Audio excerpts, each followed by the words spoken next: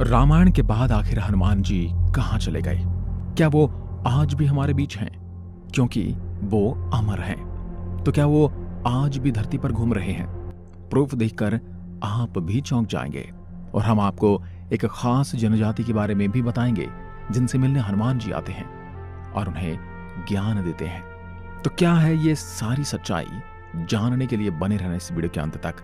वाल्मीकि रामायण के अनुसार जब हनुमान जी माता सीता की खोज करते हुए लंका में पहुंचे और उन्होंने भगवान श्री राम का संदेश सुनाया तो वे प्रसन्न हुई।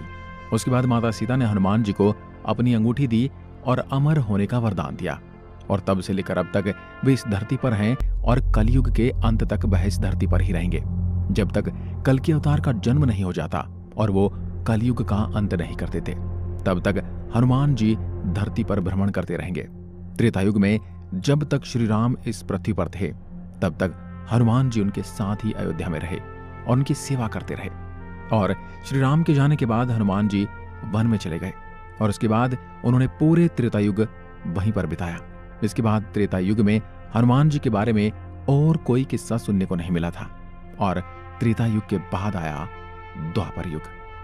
दोस्तों, रामायण के बाद महाभारत में 2 बार हनुमान जी के होने की बात की गई है, यानी कि त्रेतायुग के खत्म होने के बाद द्वापर युग में भी इनके इसी धरती पर होने की बात की गई है। पहली बार द्वापर युग में हनुमान जी का जिक्र भीम द्वारा किया गया था। जब भीम जंगल में थे तो रास्ते में उन्हें एक बुजुर्ग वानर मिला। भीम ने उन्हें अपने रास्ते से हटने के लिए कहा, लेकिन उस वानर ने कहा कि तुम ही हटा दो, मुझ में इतनी शक्ति नहीं रही। तब भीम ने अपनी पूरी शक्ति लगा दी पर उस वानर को हिला तक न सके। तभी भीम समझ गए कि ये कोई साधारण वानर नहीं है। फिर भीम ने उनसे क्षमा मांगकर उस वानर से अपना असली रूप दिखाने के लिए कहा। वे हनुमान जी थे। तब भीम को बहुत ही आश्चर्य हुआ था। भगवान हनुमान जी को देखते ही भीम हैरान हो गए थे। वे उन्हें देखते ही एकटक बस देखते रह गए। उन्हें यकीन ही नहीं हो रहा था कि सच में ये हनुमान जी हैं। असल में भगवान हनुमान जी भीम की शक्ति का घमंड तोड़ने का सबक देने आए थे। उस वक्त भीम को अपनी शक्तियों पर बेहद घमंड हो गया था। उसे ही तोड़ने के लिए हनुमान जी ने ये किया था। इसके बाद हनुमान जी अर्जुन के रथ पर उनका ध्वज बनकर पूरे महाभारत के युद्ध में उनकी रक्षा करते रहे। जब अंत में हनुमान जी अपने असली रूप में आए और वहां से चले गए, तब उसके कुछ क्षणों बाद अर्जुन का रथ युद्ध में राख बन गया था। तब भगवान श्री कृष्ण ने अर्जुन को बताया कि ये मामूली सा रथ चुटकियों में भस्म हो जाता, पर हनुमान जी की वजह से इसका बाल भी माका नहीं हुआ। अर्जुन को इस बात पर यकीन ही नहीं हो रहा था कि उनके रथ की रक्षा कोई और नहीं बल्कि हनुमान जी कर रहे थे। उसके बाद आता है कलयुग और हनुमान जी को कलयुग का जीवित देव कहा जाता है। भगवान हनुमान आज भी जीवित हैं और हमारे आसपास हैं। इसके कई सारे प्रूफ इस युग में भी मिलते हैं। हिंदू धर्म ग्रंथों में सभी देवताओं के स्वर्ग में वापस जाने की कहानियां देखने और सुनने को मिलती हैं, लेकिन इन सबसे अलग है हनुमान जी। किसी भी ग्रंथ में हनुमान जी के मरने और स्वर्ग में जाने की बात देखने को नहीं मिलती। कुछ महान लोगों ने उनके दर्शन करने की बात भी कही है, जिसमें तुलसीदास, स्वामी रामदास जैसे महापुरुष शामिल हैं। यहाँ तक कि तुलसीदास जी के पास स्वयं हनुमान जी आए थे उन्हें मार्गदर्शन देने। हनुमान जी को मानने वाले लोग कहते हैं कि हनुमान जी हर उस स्थान पर मौजूद हैं जहां उनके भक्त उन्हें सच्चे मन से बुलाते हैं, और जहां कहीं रामायण पढ़ी जाती है या श्री राम का नाम लिया जाता है वहां हनुमान जी आते हैं।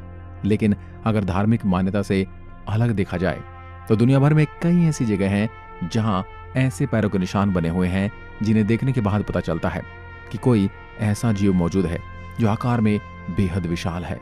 दुनिया भर के अलग अलग देशों में ये पैरों के निशान काफी संख्या में पाए गए हैं। वैज्ञानिकों का ये दावा है कि ये निशान किसी ऐसे जीव के हैं जिसका शरीर काफी विशाल रहा होगा, और कई जगह पर ऐसे पैरों के निशानों को पूजा भी जाता है। दोस्तों, अगर मैं आपको कहूं कि एक कबीले से मिलने हनुमान जी आते हैं तो आपको यकीन होगा, लेकिन ये सच है। कहते हैं जब भगवान राम ने अपना मानव शरीर छोड़ दिया था तो हनुमान अयोध्या छोड़कर भगवान राम की याद में श्रीलंका के जंगलों में पिद्रू पर्वत पर चले गए। यहाँ के लोगों ने हनुमान जी की बड़ी सेवा की। उनकी भक्ति और सेवा से प्रसन्न होकर उन्हें ये वचन दिया कि वे हर 41 साल बाद उनके कबीले में उनके साथ रहने आएंगे और उन्हें आत्मज्ञान देंगे। साथ ही हनुमान जी ने उन्हें एक मंत्र भी दिया, काल तंतु कार्य चरंती एनर मरिष्णु निर्मुक्तेर काले त्वम अमरिष्णु। और इस मंत्र को देते हुए कहा, जब भी तुम मेरे दर्शन करना चाहो तुम ये मंत्र पढ़ना, मैं पलक झपकते ही आ जाऊंगा। कबीले वालों ने हनुमान जी से पूछा, अगर यह मंत्र किसी और के हाथ लग गया और वह किसी गलत इस्तेमाल में करने लगा, तब हनुमान जी ने उनसे कहा कि यह मंत्र सिर्फ इस इंसान के लिए काम करेगा जिसको अपनी आत्मा का मुझसे जुड़े रहने का एहसास होगा, और जहां यह मंत्र पढ़ा जाएगा वहां से 980 मीटर तक ऐसा कोई भी इंसान नहीं होना चाहिए जो मुझ में विश्वास न रखता हो। ये जंगली आदिवासी समुदाय आज भी और श्रीलंका के जंगलों में एकदम समाज से बाहर, एकदम दूर है। इनका रहन सहन, पहनावा और भाषा भी एकदम अलग है। सेतु संगठन के अनुसार इस कबीले के समूह को मातंग लोगों का समाज कहा जाता है। ये समुदाय के लोगों को काफी ज्ञानी कहा जाता है। उनके पास आम लोगों से ज्यादा ज्ञान है। इस समुदाय पर लोगों का ध्यान तब गया जब राम सेतु संगठन ने उन्हें और अच्छी तरह जानने के लिए जंगली जीवन शैली अपनानी शुरू की और उनसे संपर्क साधना शुरू किया। उन समूह से जो जानकारी उन्हें मिली वह बेहद ही चौंका देने वाली थी। अध्ययनकर्ताओं के अनुसार मातंगों के हनुमान जी के साथ विचित्र संबंध है। फिर उनके विचित्र गतिविधियों पर गौर किया गया तो पता चला यह सिलसिला रामायण काल से चला आ रहा है। जब हनुमान जी उनके साथ होते हैं तब वह गतिविधियां करते हैं। सेतु संगठन के अनुसार जब हनुमान जी मातंगों के पास हर 41 साल के बाद रहने आते हैं, उस समय उनके द्वारा किए गए कार्यों और उनके द्वारा बोले गए शब्दों का प्रत्येक मिनट का वर्णन उन आदिवासियों के मुख्य बाबा मातंग अपनी हनु पुस्तिका में नोट करते रहते हैं। उनके हिसाब से जब 2014 में जब हनुमान जी यहाँ आए थे तो उस दौरान हनुमान जी द्वारा बताई गई सभी लीलाओं का विवरण भी इस पुस्तिका में नोट किया गया है।